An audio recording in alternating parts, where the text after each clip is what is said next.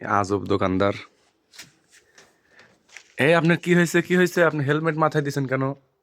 Helmet মাথায় দিছি, এত কথা করবার চাই না, কারণ এই হেলমেট মাথায় দিয়ে হারানোর দিন আমার এই জবাবদিহি করতে করতে জান শেষ। কেন? কারণ হলো বাংলাদেশের যে অবস্থা, কোন দিকে মাসে মাথায় বাড়ি দিয়ে শেষ করে দিবি।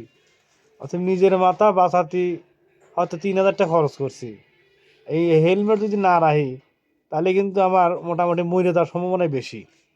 আচ্ছা, আপনার দোকানে তো লক্ষ টাকার জিনিস কিংবা হাজার টাকার জিনিসও না, সামান্য অল্প কিছু মানে মুদি দোকানের যাবতীয় দোকানে যা লাগে সেইগুলোই আছে। তো এইটার জন্য আপনার এত ভয়, যার কারণে আপনি মাথায় হেলমেট পরে আছেন। আর তাহলে আপনার কি অনেক শত্রু নাকি?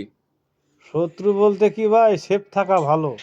আহ, আপনারা 3,000 টাকার লাগে আপনারা মরেন না।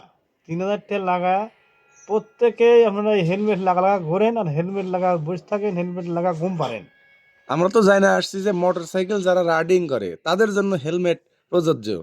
এখন কি আপনি উপদেশ দিতেছেন যে আমার মতো যারা মুদি দোকানদারি করে তাদেরকে হেলমেট নিয়ে দোকানদারি করার জন্য উৎসাহিত করবেন নাকি? এরকম বলেছিল ডাক্তাররাও যে আমাদের শুধু মাস্ক আমরাই ব্যবহার করব, লাস্টে কিন্তু মাস্ক গরু ছাগল পর্যন্ত মাস্ক ব্যবহার করছে। এটা কি সত্যি? হ্যাঁ, এটা সত্যি। এটা মানে করোনার জন্য সবাই মাস্ক ব্যবহার হেলমেটও তাই করছে। হয়েছে, মনে করেন যে দেশের অবস্থা ভয়ঙ্কর, হেলমেট সবাই কেনেন, হয়তো বা হেলমেট না হইতে পারেন বাজারে।